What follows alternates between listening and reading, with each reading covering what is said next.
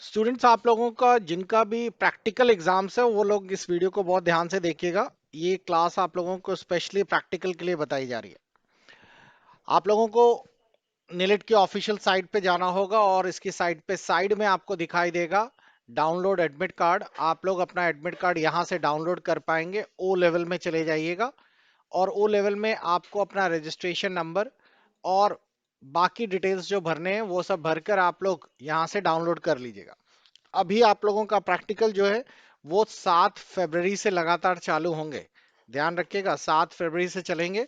Approximate मेरे ख्याल से 14 फरवरी तक है। एडमिट कार्ड एक्सपेक्टेड है कि आप लोगों का आ जाएगा 2 फरवरी तक। ठीक, तो इस चीज का ध्यान रखिएगा कि आप लोगों को यहां से जाकर अपना एडमिट कार्ड डाउनलोड कर लेना है। एडमिट कार्ड पे 90% चांस है कि जहां पर आप लोगों का थ्योरी सेंटर गया है वहीं पर ही आपका प्रैक्टिकल होगा। लेकिन जो लोग रजिस्टर्ड इंस्टीट्यूट के थ्रू उन्होंने अपना फॉर्म भरवाया था तो निलिट ने मैक्सिमम सेंटर्स के अंतर्गत आपका अपना होम सेंटर ही एडमिट कार्ड में दे दिया है। खैर, वो एडमिट कार्ड में क्लियर हो जाएगा। अब एडमिट कार्ड में आने के बाद आपको पेपर कैसे देना है।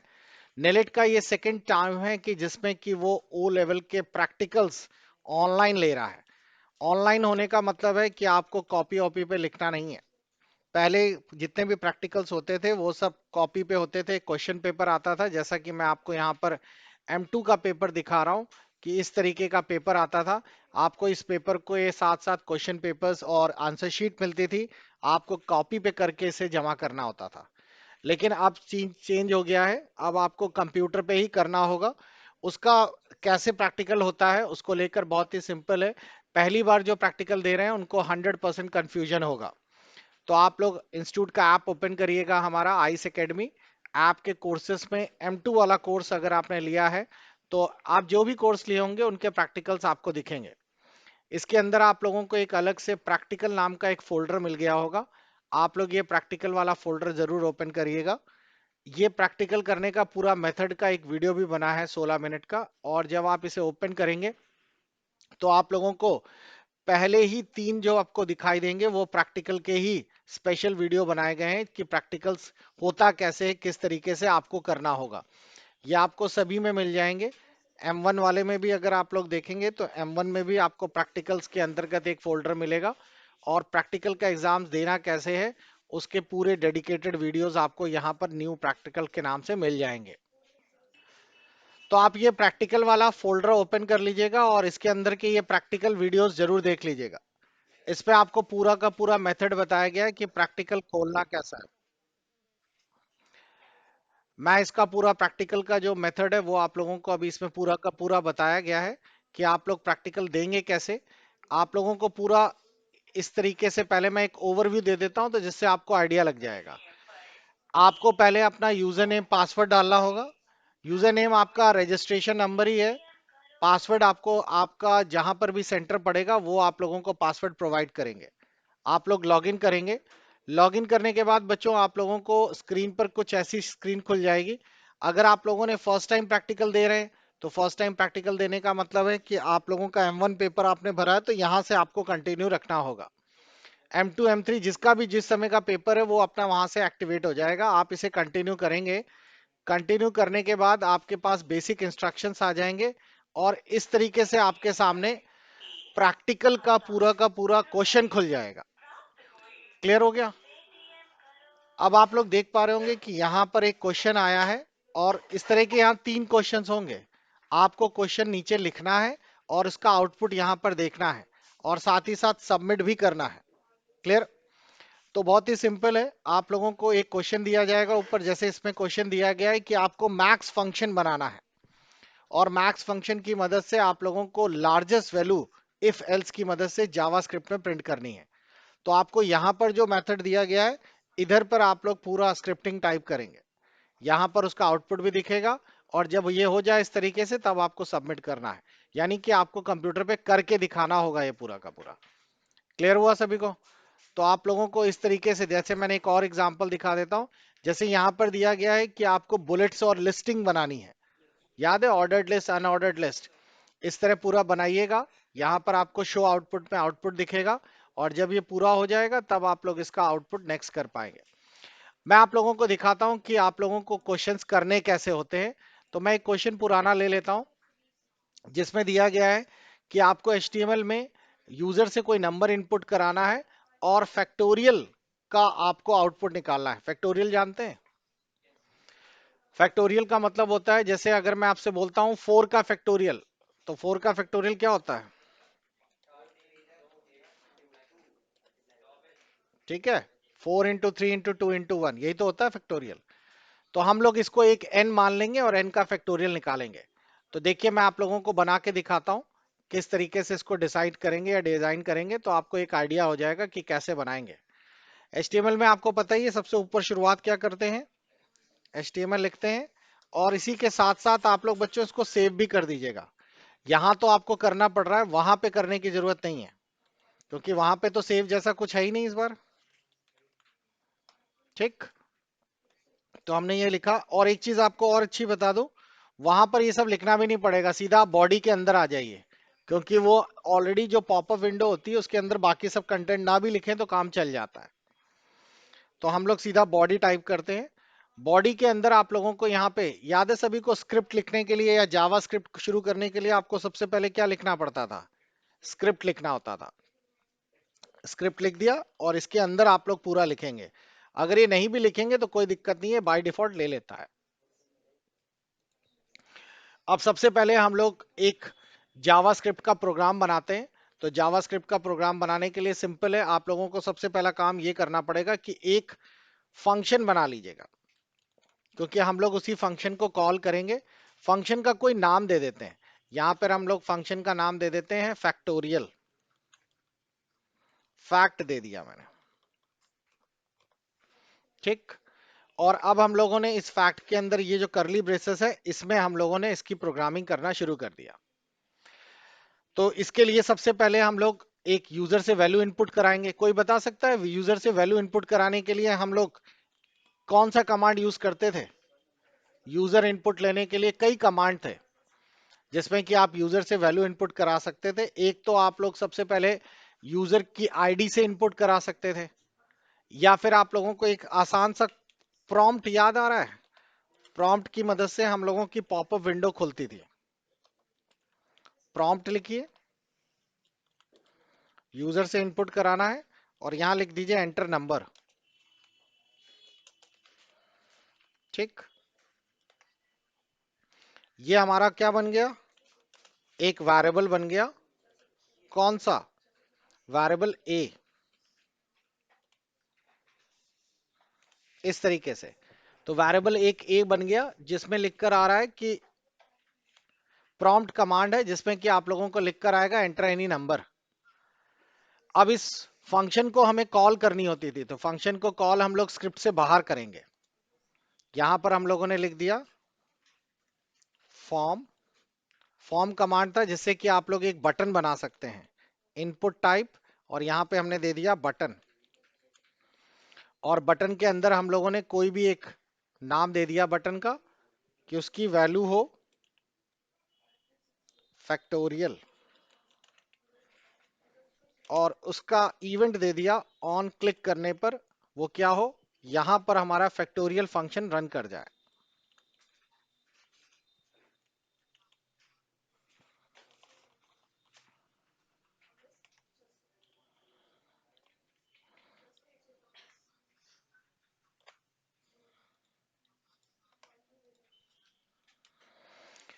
अब देखिए प्रोग्राम यहां से शुरू होगा।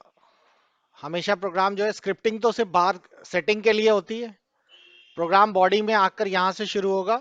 एक बटन मिलेगा उसे, बटन को क्लिक करते ही वो कहां भागेगा? FACT, और FACT यानी यहां पर आएगा, और यहां पर वो चीज आपके स्क्रीन पर प्रिंट हो जाएगी, एंटर एनी नंबर। इसको रन कराते हैं हम लोग। रन कराने पे देखिए यहाँ एक बटन आ गया, और जैसे ही मैं यहाँ क्लिक कर रहा हूँ देखिए ये आ गया FACT के लिए। लेकिन इसके आगे का प्रोग्राम अभी काम नहीं करेगा, क्योंकि अभी तो कुछ बनाया ही नहीं है हम लोगों ने। तो आगे हम लोग प्रोग्राम में क्या लिखेंगे? ये जो ए की वैल्यू यूजर ने डाली, अब इस ए की वैल्यू को वो क्या करेंगे? कैलकुलेट करेंगे। किसके लिए? फैक्टोरियल के लिए। तो यहां पे लिख देते हैं फॉर i = 1 से शुरू हो, कहां तक जाए? i की value less than equal to a तक जाए और आई प्लस प्लस हो, और यहां पे लिख दिया fact equal to fact multiply आई।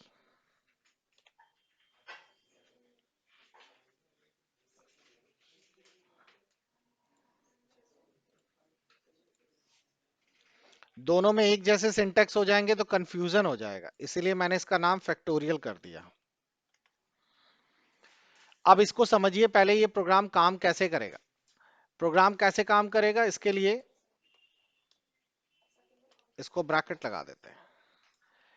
यहां से ये वाला इवेंट समझ आया, यहां से वैल्यू क्लिक करते ही प्रोग्राम पहुंचा यहां पर।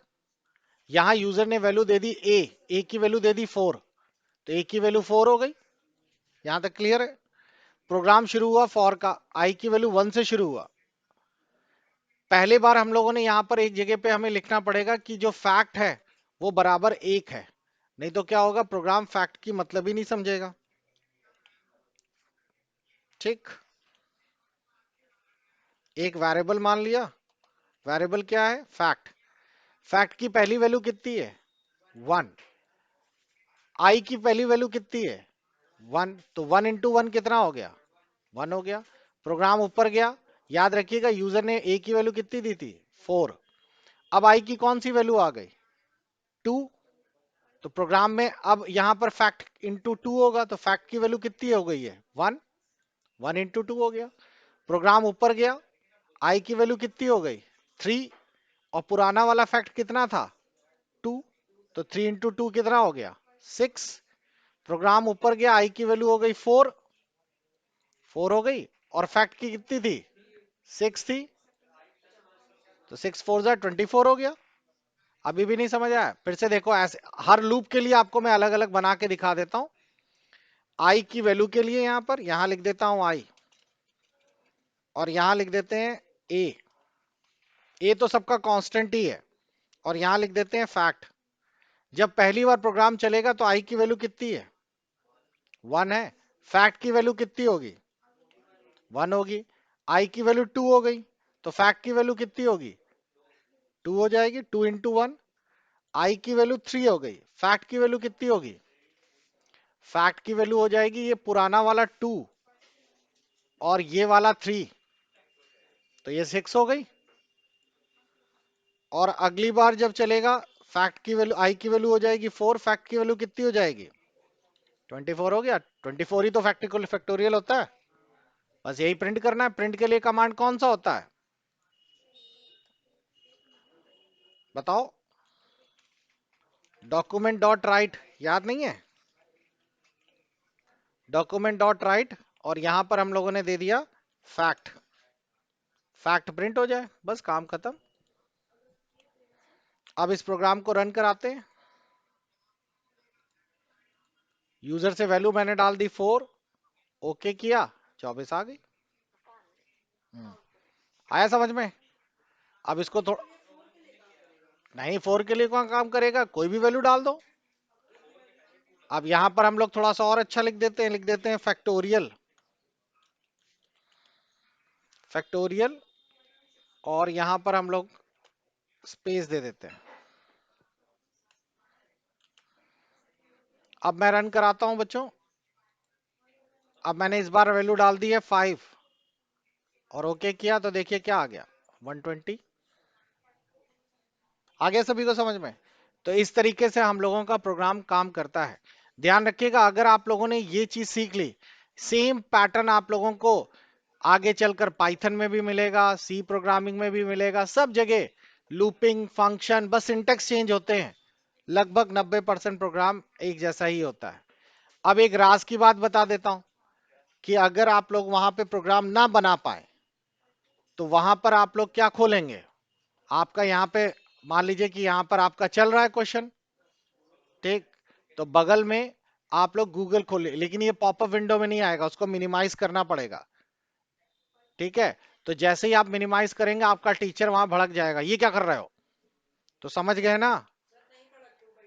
हाँ, तो राज की बात है, राज में रहने दो। अब आप लोग यहाँ पे क्या करना, यहाँ पे डाल देना। यहाँ पे क्या डालोगे, फैक्टोरियल।